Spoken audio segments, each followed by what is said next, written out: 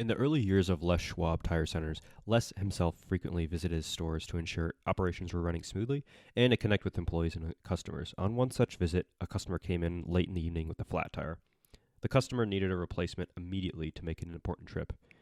Even though the store had already closed, Les personally reopened the shop, found the necessary tire, and installed it himself.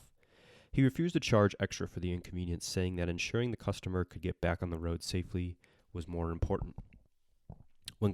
When employees later asked why he went to such lengths for a single customer, Les explained that his business was built on trust and relationships. Every customer mattered, and going above and beyond to help someone in need would not only build loyalty but also set the tone for how his employees should treat customers. So Les didn't just talk about exceptional customer service, he demonstrated it.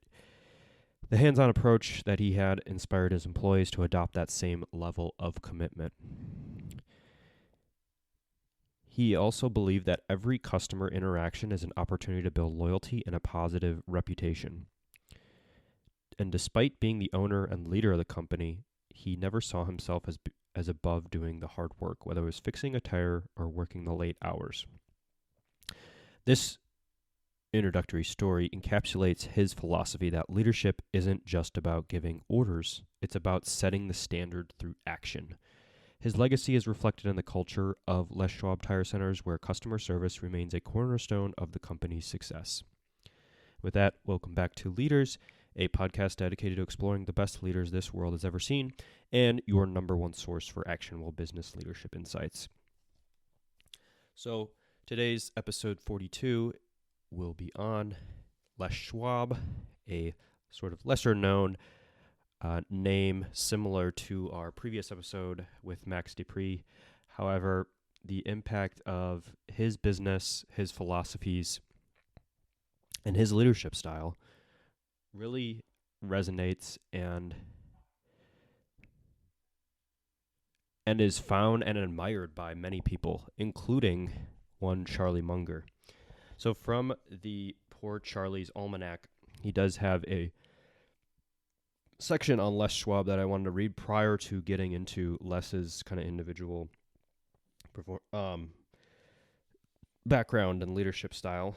So Charlie says, and this is more on too much emphasis on macroeconomics, and he's giving the example now of Les. And now I'll give you a harder problem. There's a tire store chain in the Northwest that has slowly succeeded over 50 years, the Les Schwab tire store chain. It just ground ahead.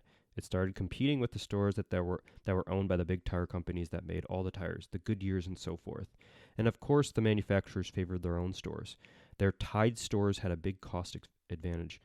Later, Les Schwab rose in competition with the huge price discounters like Costco and Sam's Club, and before that, Sears, Roebuck, and so forth. And yet, here's Schwab now with hundreds of millions of dollars in sales.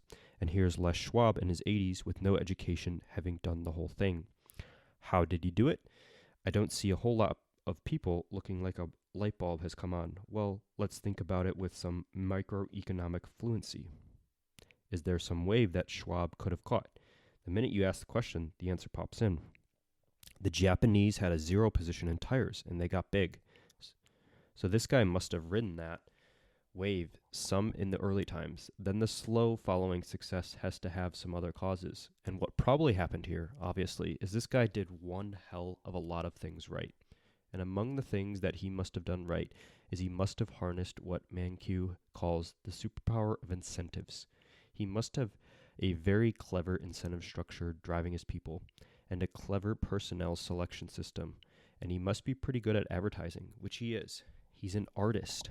So he had to get a wave in the Japanese tire invasion, the Japanese being as successful as they were. And then a talented fanatic had to get a hell of a lot of things right and keep them right with clever systems. Again, not that hard of an answer, but what else would be a likely cause of the peculiar success? We hire business school graduates, and they're no better at these problems than you were. Maybe that's the reason we hire so few of them. Well, how do I solve those problems? Obviously, I was using a simple search engine in my mind to go through checklist style, and I was using some rough algorithms that work pretty well in a great many complex systems, and those algorithms run something like this. Extreme success is likely to be caused by some combination of the following factors. I list them out. extreme maximization or minimization of one or two variables, giving Costco as the example. So episode 1, Jim Senegal, we studied that. 2, adding success factors so that a bigger combination drives success, often non-linear fashion. 3, an extreme of good performance over many factors. Examples he cites here are episode 39, Sakichi Toyota at Toyota, and Les Schwab. And then finally, number 4, catching and riding some sort of big wave. Example, Oracle. By the way, I cited Oracle before I knew that the Oracle CFO was a big part of the proceedings here today, and this is from one of his talks. But that, in short, articulates the success that Les had was predominantly over a very long time period, and he consistently did things right, got the incentive structure correct, and we will go more into how all of that was developed here now within his sort of business background, maybe some of the critical defining career moments he had throughout, and he does end up building the most successful independent tire chain business in the U.S., and that all kind of starts with the purchase of OK Rubber Welders in 1952. So he purchased a struggling tire shop in Prineville, Oregon for $11,000, despite having no prior experience in that industry. This was really the foundation of his empire, showcasing his willingness to take calculated risks and learn as he went. And then he introduced the idea of profit sharing, one of these employee incentive drivers that helped him to succeed in 1954. Introducing that offered them a share of the company's earnings. It was really revolutionary at the time. It became a cornerstone of the business model, motivating them to treat the business as their own. And that then translated into a lot of exceptional service, higher productivity. In 1964, he had developed the Free Beef with Tires campaign. So again, Charlie said he was an innovator from an advertising perspective, and this campaign really honed in on that, offering customers free meat with their tire purchases. That became a marketing phenomenon, driving sales and solidifying Schwab's reputation as a creative and customer-focused entrepreneur, exemplifying his ability to think outside the box to attract customers. He expanded through employee empowerment through the 60s and 70s by giving store managers significant autonomy, allowing them to operate the locations basically as their own businesses. And that decentralized management style led to rapid growth. And by 1970, he had over 30 locations. He also refused to sell the business despite receiving many offers from national tire chains, believing that maintaining control allowed him to protect the values and culture he had built. A lot of these quotes and learnings we will take from his autobiography, which he wrote in 1986, Pride and Performance, Keep It Going, that detailed his business philosophy and leadership principles that served really as a blueprint for future generations of leaders in the company, inspiring entrepreneurs sort of worldwide as well. And then he transitioned his leadership, so he retired from day-to-day operations in 1988, passing leadership to successors, and he ensured a smooth transition from that time period. So we've studied leaders in the past where, again, that succession planning hadn't gone all that well, and maybe their legacy from a leadership standpoint is tarnished. But he ensured that in the passing on of him from regular kind of day-to-day operations and him as a CEO, that he was ensuring the leadership team had those values, the company remained focused on its core principle of customer service and employee empowerment. And he does have this sort of legacy of customer service and community involvement as well. So leading by example, putting customers first can really create that lasting impact and loyal customer base. Going on to his leadership style here, Charlie again described him as an ad and marketing genius. Extraordinary success can be traced to his fanatical nature, combined with a business philosophy of empowering, sharing, and rewarding staff.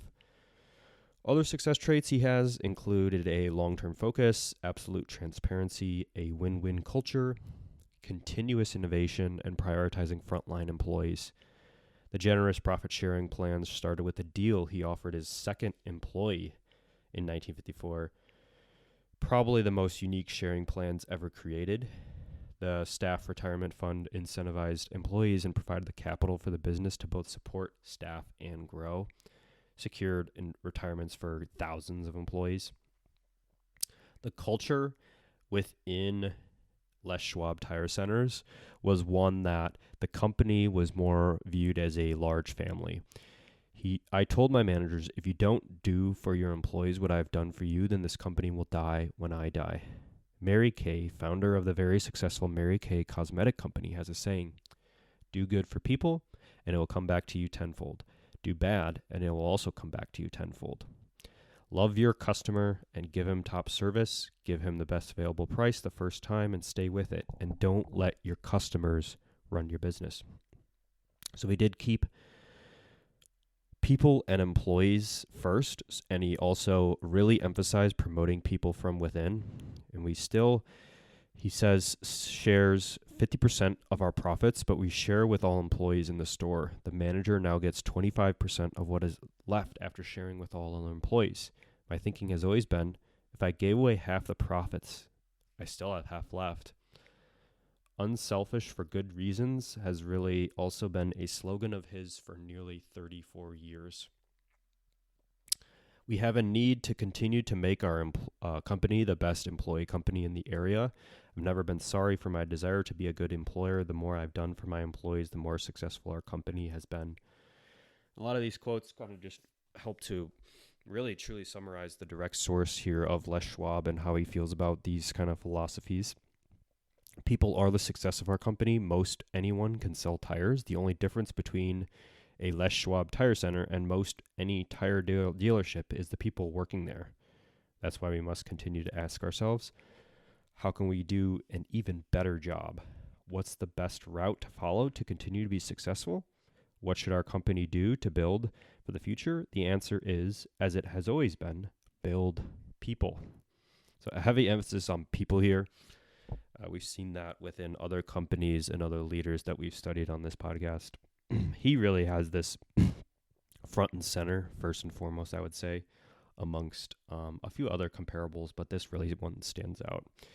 He also says, how can you make people feel important? The best way to believe that they are important, really believe it.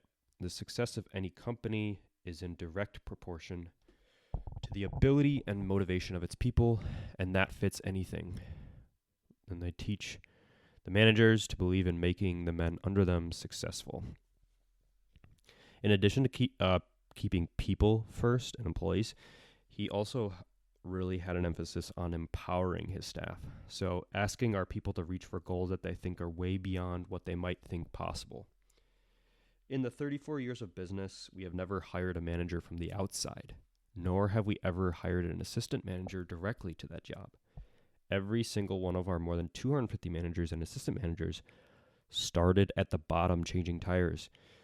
They have all earned their management jobs by working up. We are different from most of the American corporations, as we think the most important people in the company are the people on the firing line, the ones who sell, do the service work, and take care of the customer. Most corporations have the fat salaries and outrageous bonuses for the top people, treat people at the end of the line as peons.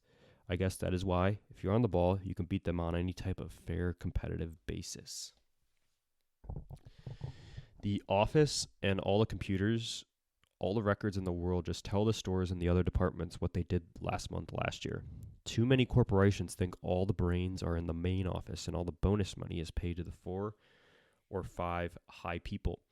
All the others are peons or just numbers, and if you have a union, that really makes them a number. The truth is that the success is at the other end. The office merely keeps their records and tells them how they're doing. The real job for the office people is to provide motivation, create programs that make it possible for them to be successful, fair, open, have really open communications, have no secrets, to support them. A few others here. Our managers have much more leeway than any chained type operation that I know of, but the manager in no way can take a free ride. I'll make a prediction that if our top 4 or 5 people in the head office start to make more than our top 4 or 5 store managers, our company won't be the company it is today. They won't be as long as I am alive. This is an unusual way to run a business, but more businesses would be successful if they gave more attention to the people on the front lines. We mentioned earlier, too, one of the other philosophies being decentralization. And he says, a company starts, it grows, and as it grows, more and more of the decision making moves to the main office. This is one hell of a big mistake. Double down on that. The decision making should always be made at the lowest possible level. Give your manager the authority to make his own daily decisions under certain guidelines, of course, but let him run his show. In response to new lower priced competition, I asked, should we attempt to lower our costs by taking away benefits, pay lower salaries? By doing this, could milk the stores and member dealers and pull this back into the home office. Sounds good, but it doesn't work that way. We took the opposite approach. This was the start of our program to make better jobs for the men down the line, increasing wages, changing and improving medical, dental, and insurance programs, increasing our cash bonus, making it 12% to be shared instead of 10. Results proved us right, had better employees than our competitors, gave better service. I don't have any way of really knowing, but I don't know our percentage wage cost was any higher than our competition because our people just plain put out more. Final quote here being that to me, an important element in establishing a happy, prosperous atmosphere is our insistence on open, free, and honest communications in our business meetings. We owe each other our honest opinions at all times. No one wants to follow a weak leader. We build strong leaders with open and honest communications. A few other comparisons here that we can take to prior episodes, and we've mentioned some of these companies already, but Les Schwab, as well as other successful entrepreneurs like Jim Senegal of Costco, which was on episode 1, believed in sharing knowledge and best practices to improve American business overall. The exchange of ideas between entrepreneurs, as exemplified, there was a meeting between Senegal and episode 7 subject Jeff Bezos, can lead to significant innovations and changes in business strategies. Les's book is part of this tradition of knowledge sharing with the hope that it will inspire and guide future business leaders. And like Sam Walton, Les Schwab visited a lot of the stores. And in episode 19, we really articulated and brought that home, that Walmart and the beginnings of Sam Walton and his stores really emphasized being at the stores and visiting them there.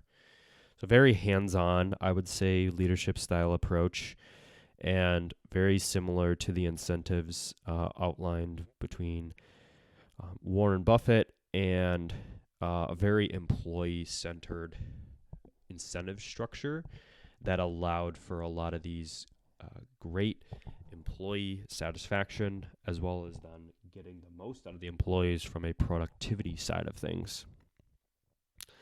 Now, becoming the most successful independent tire chain in business in the U.S. doesn't happen overnight. And there are certainly things that helped, or rather hindered him and provided challenges within his business career that were key takeaways and really leadership lessons for Les as well. So even earlier on in life, he had hardships. So he grew up in poverty in a small farming community in Oregon, and his father died when he was 15, forcing him to take on adult responsibilities and work to support the family. He entered a very unfamiliar industry, too, within the tire business, so he had no really prior experience in the tire business when he purchased that small store in 1952, compensated really for that lack of knowledge with a willingness to learn, innovate, and that true focus on customer service. Scaling the business, he also faced some difficulties maintaining consistent service quality across all the different multiple locations. Ensuring that employees upheld that customer first philosophy was challenging for certainly. Competition and economic downturns, we see a lot of this within other leaders too. You're going to face some lows and some other competition that makes this not all up and everything successful. They really had larger national chains that they had to differentiate themselves with that affected consumer spending. Different promotions and campaigns helped to kind of differentiate them as well, I think. He also resisted certain industry trends, like that resistance to automation would be one. Automated service, depersonalized sales, which could have streamlined operations, but then also maybe alienated customers. Passing the leadership torch. So as he aged, he faced difficulty as well, ensuring a smooth transition of leadership while maintaining the values. So picking the right person, ensuring that they had the values kind of articulated as well. Mentors and heroes. He had credited several individuals and life experiences as his mentors. He didn't really have many from a traditional sense that he called out as mentors, but people that helped him and taught him along the way came from observing some people, overcoming some challenges, and applying those lessons beyond him.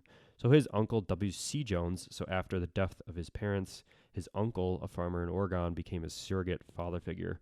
Jones taught him the value of hard work, perseverance, self-reliance, as Schwab helped on the farm during his teenage years. His first employer was the Bend Bulletin newspaper distributor, a local Oregon paper. He quickly rose through the ranks there, eventually managing distribution routes. So he may have picked up some skills there, learning organizationally, customer service, importance of delivering value consistently. His wife, Dorothy, was a steady and supportive partner who worked alongside Les during the early days of the business, helping him manage finances, playing a critical role in decision making. Certainly as employees too, as much as he helped them.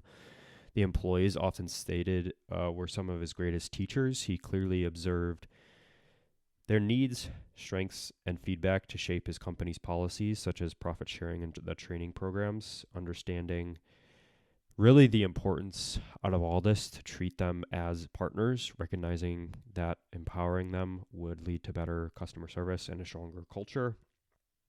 He was very largely self-taught, coming in from the industry without much knowledge. He was sort of forced to have that large appetite for learning through books, observation, trial and error, cited his own experiences as a major influence. So he believed in continuous self-improvement, taking personal accountability for success.